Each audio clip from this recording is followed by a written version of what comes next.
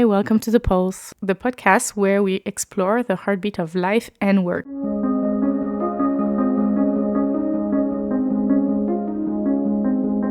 I'm Julie, your host, and I'm thrilled to have you join me on this journey. Every 2 weeks, I will bring you a regular dose of inspiration, practical tips, and regular stories about personal development, wellness, and career growth. Whether you're looking for motivation, fresh perspective, or just a reminder that you're not alone, you are in the right place. So welcome, and let's dive in. Hi, welcome to The Pulse. I hope you're doing well. Today we will be discussing health and fitness. I wanted to do a bit of a short and fun episodes to talk about, as a busy professional, what you can do in order to ensure that you keep your health and fitness and that you're able to manage everything. And in no way I'm perfect. I definitely I'm not in my best shape all the time. And but I wanted to have this conversation of what are the tips that we can all put in place and try to improve on and help each other in order to feel at our healthiest and our strongest when it comes to being for our day-to-day life, basically, in our very busy life. So when we think health and fitness, we can definitely consider many different topics, right? So here in these episodes, I will mainly talk about sports, about nutrition, about mental health, about sleep, just to give you a bit of an overall, some tips and some helps into finding some elements to make you feel more comfortable, more confident, and to ensure that you keep the energy going in a very busy and what can be very stressful of life overall. Tip number 1, having a sports schedule is key. It's quite important for you to have sports into your schedule, and it's sometimes you have a busy life that doesn't allow you to do full hours or an hour and a half like some other people can. But already putting 10-15 minutes in your schedule can help your health and your body to stay healthy. So I know we talk a lot about those expectations. You have to not sit more than X hours per day. You have to do 10,000 steps, whatever it is. And while this is very good to know, but at the end of the day, what that says is that you have to be on a regularly basis, have your body moving.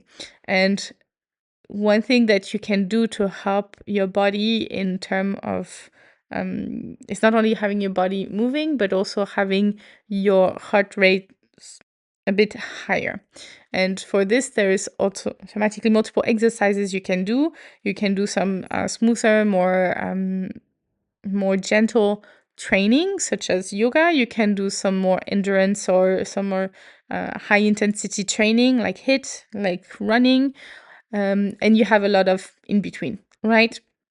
So it's important that you don't also push your training only on the weekend. I talked with my cardiologist a couple of years ago, and I was not seeing any improvement when it comes to my heart rate. Even though I was training a lot, I felt like my heart rate was always high. And he said to me, well, it's because you train basically Friday, Saturday, Sunday. And then between Sunday and the following Friday, your heart is not trained and is not challenged. And therefore, it doesn't learn and doesn't improve from this situation.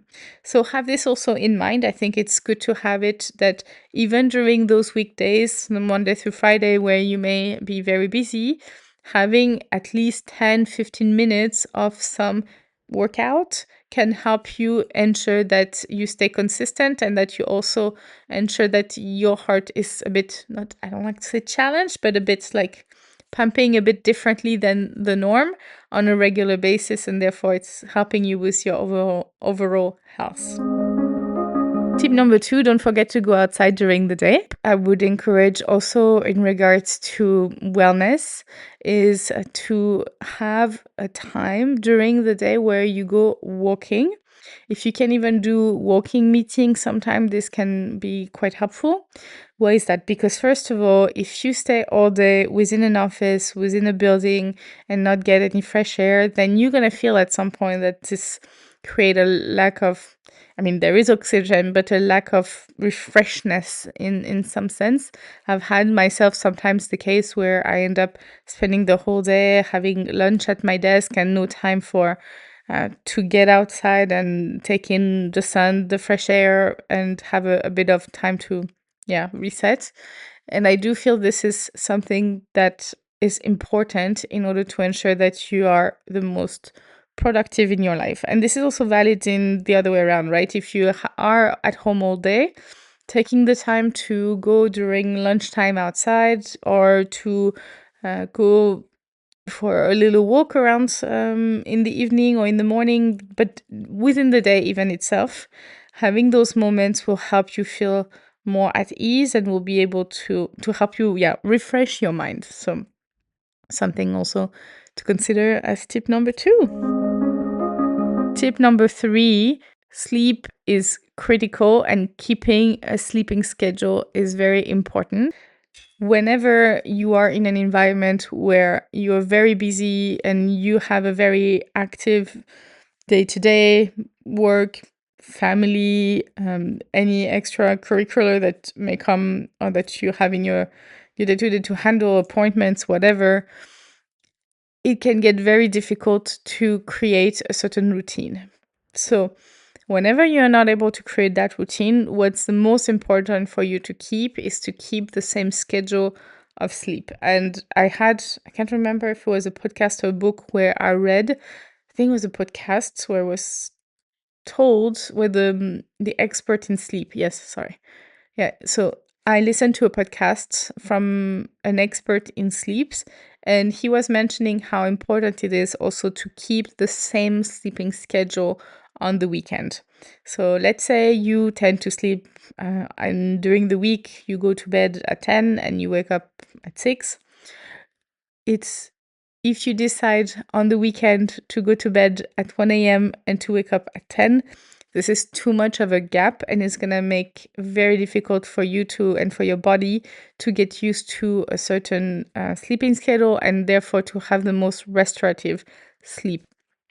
So I would really advise here to try to keep a bit of a more similar, and this person also was explaining how it's important to keep a bit of a similar sleeping schedule. Of course, you don't have to go to bed at 10 also on the weekend. You may want to do 11-ish, but try to also in the morning then potentially still wake up, maybe not at 6 or 7, maybe wake up at 8, but having a bit of more that balance environment. So keeping a similar schedule on weeks and weekend help you have a better recovery overall. And it's important to have that in mind also, because if on weekends you want to kind of recuperate from your week, yes, on one end it's a good idea, but maybe not just to extend or switch so much your sleeping schedule. Having a more routine week and weekends together might help you in that direction. Tip number 4, your meals are going to help you have more energy, so be critical about what you eat and when you eat.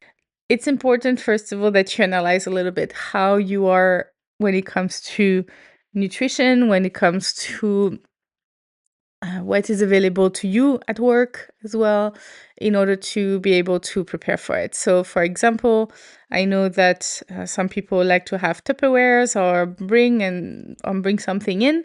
Some people have a great canteen, and if you have a great canteen, that's amazing and use it potentially.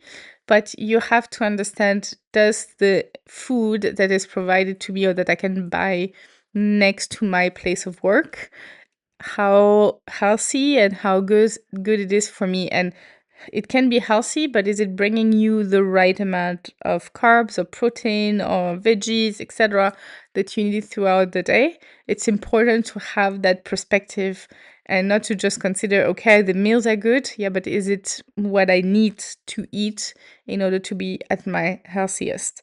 And so I would really, based on that, decide for yourself if you're able to get the nutrition that you need to get over lunch, then great. If you're not able to get it, then maybe you should bring it and have, as I said, Tupperware, like, or have a box or something with you where you can bring your food, and that means, of course, preparation ahead of time. But by having this in mind, that can help you increase the amount of healthy, nutritious food that you bring to your body during the day in your busy life. Also, potentially, if you know that you have no time over lunch, bringing your lunch in a box can help you avoid either not to eat or to eat a sandwich in 5 minutes. Having something more nutritious can help. Just to give you an example from myself, I very often I like to have breakfast late.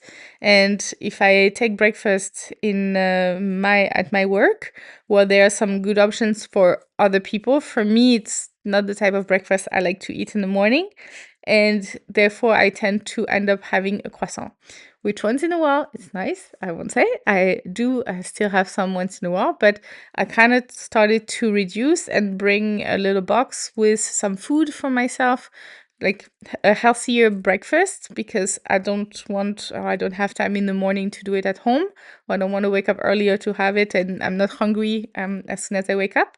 So I bring this little box with me, and then I have breakfast at my desk in the morning, and it's a healthier options than what I would have taken on the go in the office.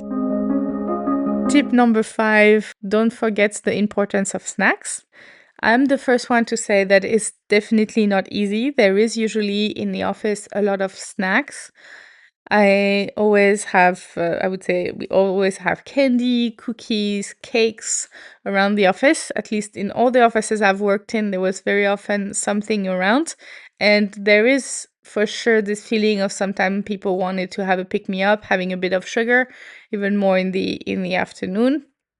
And while it is always nice to have this around, sometimes it can be quite difficult because this amount of sugar in the middle of the afternoon, 3, 4 p.m., is not the best time based on, um, a day of eating and the nutrition it brings at a certain point in time it brings. But overall, I think it's important, therefore, to plan for a snack. It's always important. We have busy days, but if you plan for an apple instead of candy, if you plan for having some nuts or some things on the side that you can bring, or already a certain not cake, but healthier options that you have in mind that you bring to the office for your snack time, then this will help you avoid to then in the moments that you have this craving and you have the need for a pick-me-up, that you go straight for the processed food option. And as I said, nowhere am I perfect. I also did organize a workshop not long ago, and I had no time to bake or to do anything, so I brought some candy for my team. So it's not easy, and I think it's very natural to go into the candy. And I'm not saying that you would not do it every day, but if once in a while you have these other options next to you, it might be easier for you to manage. And the other day I saw one of my colleagues had walnuts, I think, or I don't remember which one. Peanut? No, not peanut.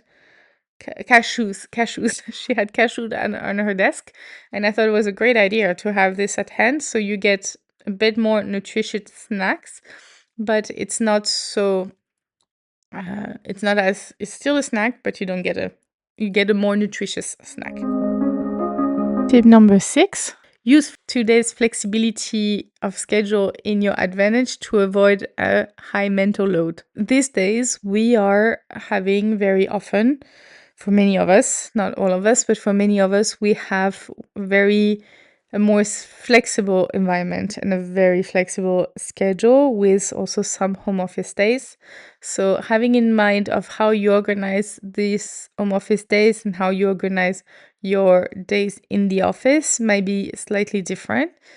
As a professional looking at the balance of your health and fitness, also consider your mental health and the mental load a day in the office and a day at home may have. And it could be that the day at home actually are going to be more difficult because you also see that you have to do laundries. Maybe the kids come in earlier and therefore you hear them in the other room while you're working, or other things that comes to your mind. Or it could be vice versa, that the day when you are in the office are more mental loaded because of the fact that you have to rush out of work to go pick up the kids, or you have to plan for further appointment, or you were not able to do whatever you need to do at home in the environment, or you feel like potentially just losing time on the road might be a heavy load for you.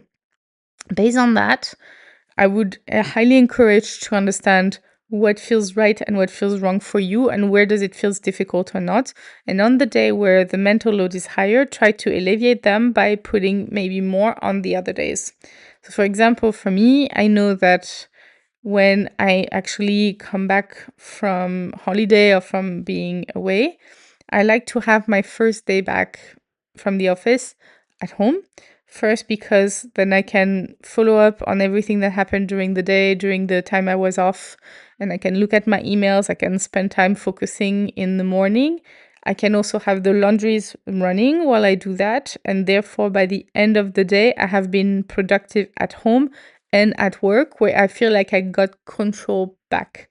And then the next day, I'm fully embracing to be back in the office, but I need kind of a day of recontrolling and rebuilding the environment I need to have in order to be ready with everything. So as I said, like emptying the suitcases, doing laundries, everything else on the side. And then for work is I'm not bothered by emails. I'm not bothered. I'm bothered by email, but I'm not bothered. I don't put too many calls. I usually try to block at least the first morning, if not the whole day, for me to catch up on things. Even more, the longer I've been absent, the more I block on that first day back. And that's actually a reminder for me that I need to do that for my next holiday, that I block also my schedule. So this would be also a tip that is really from your health, from the business we're having, the busyness. It's important to ensure that you catch up and that you take a bit of a understanding of how you deal with each topic and how do you manage overall. Tip number 7 is hydration. So as we're coming into the summer months, it's very important to even go further with hydration. So technically, hydration, what you can read, is around 1.5 to 2 liters a day that everyone should be drinking. But now that we are going into summer, you may even want to go a bit higher. We get dehydrated a lot faster, even more if you do sports. So don't forget to hydrate. And I do see nowadays more people having their own bottles in the office, so they bring it into meetings. Now you can have a bottle of a liter or half a liter, but whatever it is, don't forget to refill it. And if you're struggling to drink during the day, now you can also find some flavors or added, as I said, flavors or cubes or whatever to help make it more manageable to drink. Of course, don't end up having too much sugary drinks, but sometimes it's important to help you on that. So I know it sounds very simple, but don't forget to drink water during the day and to hydrate. And by the way, tea and coffee do not hydrate at all. So please consider really water as your number one source of hydration. I think there is a lot more tips that you can give, of course, and I don't want to go into too much detail on some of them, but I'll give some rapid fire things that you should do or think of. Stretch at your desk. If you can put your desk in standing mode, do that on a regular basis. Take the stairs instead of the elevators. Of course, if you have many stairs and you have an important meeting, you don't want to be very sweaty by the time you get up, but try to take the stairs if you can. I, for example, work on the first floor, so I always try to take the stairs if I can, as long as I'm healthy. It's important to take those stairs. As I said, also maybe sometime some 5 minutes meditation. If you're stressed, if you're a moment of that can be stressful, 5 minutes of time just to kind of pause and take control back. Breathing exercises can be very helpful. If you are in transit between work and home and you also have this busy environment, then or you are in a rush or you are in traffic and this creates stress for you, maybe putting some music that makes you feel good. So either something very calming or maybe something that you can dance or sing to, that can be sometimes also very helpful for you.